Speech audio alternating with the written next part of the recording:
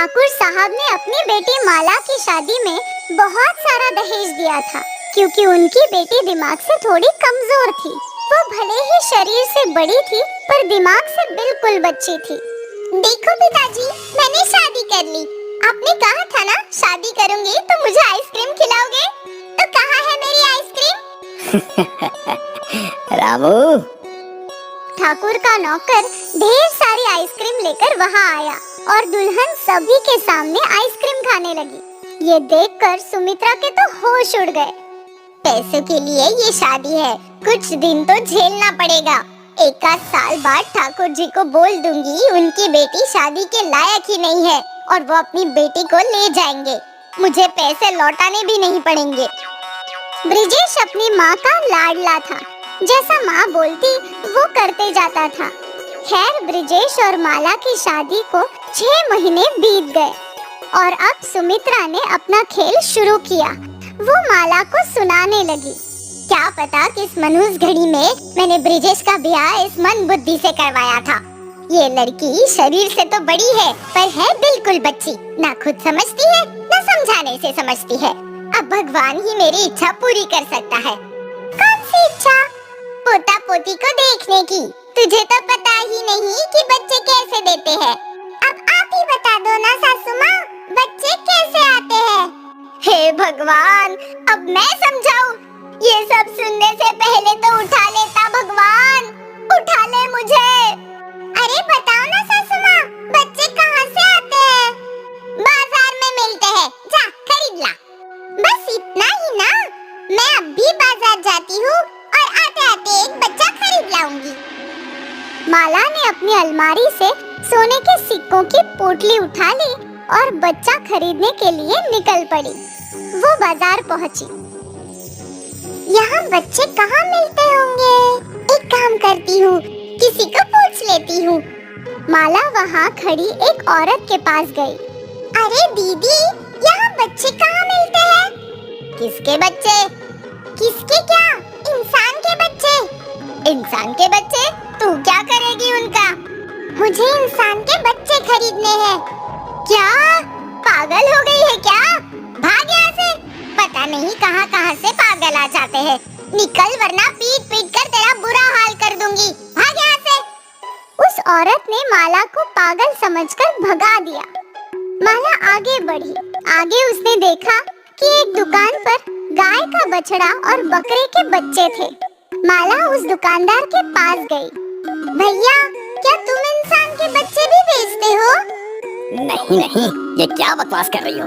तुम निकलो निकलो यहाँ से। माला जिस भी दुकान में जाती, लोग उसे धिक्कार के भगा देते। माला को एक ठग ने देख लिया। लगता है ये औरत बिल्कुल पागल है, लेकिन इसके शरीर पर इतने सारे सोने हैं, जरूर पैसे वाले घर की होगी। मैं इसे बेवकूफ बनाकर इसके सारे पैसे लूट लेता हूँ।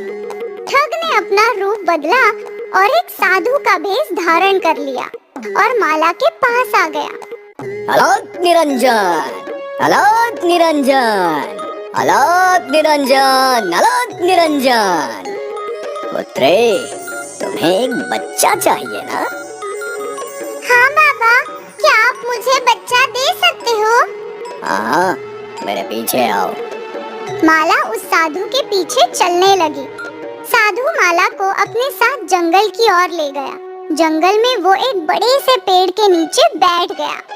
अरे बाबा, आप मुझे बच्चा देने वाले थे ना?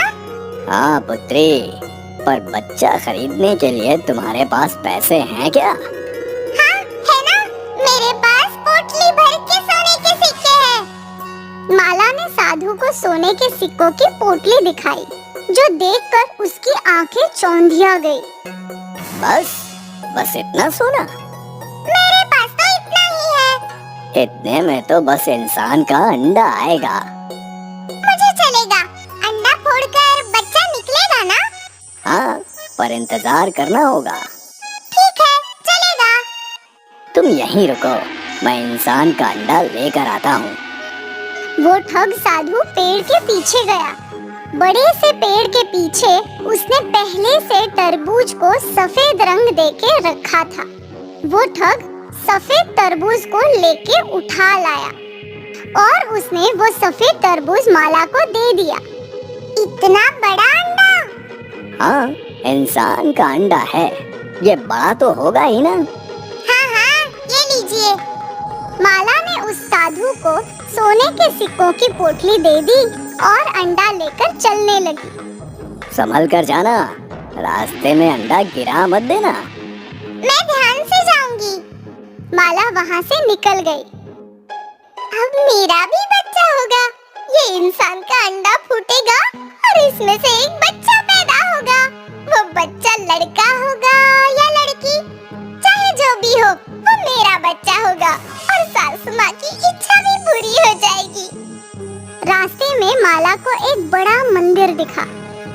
इस अंडे को भी भगवान के दर्शन करवा देती हूँ, भगवान की इस पर कृपा रहेगी। ये सोचकर माला अंडे को मंदिर के अंदर ले गई। उसने भगवान की मूर्ति के सामने वो अंडा रख दिया। भगवान जी, मुझे भी एक बच्चा चाहिए जो मेरे साथ हमेशा रहे। सब कहते हैं मैं पगली हूँ और कोई भी मुझसे बात तक नहीं करता। आप इस अंडे का ख्याल रखना।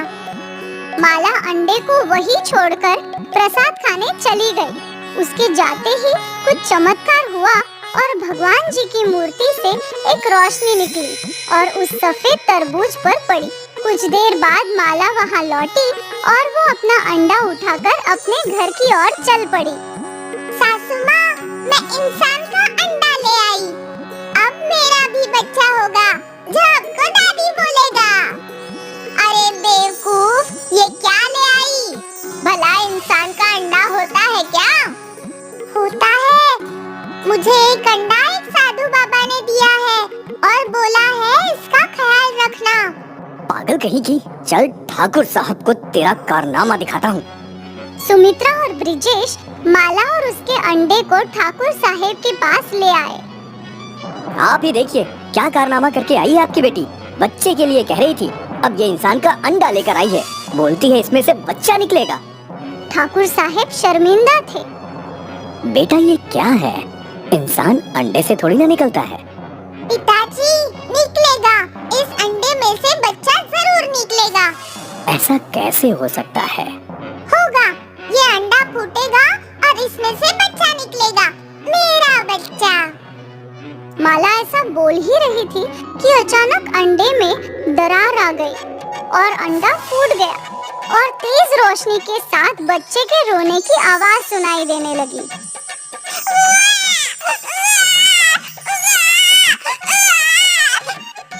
सभी लोग दंग रह गए।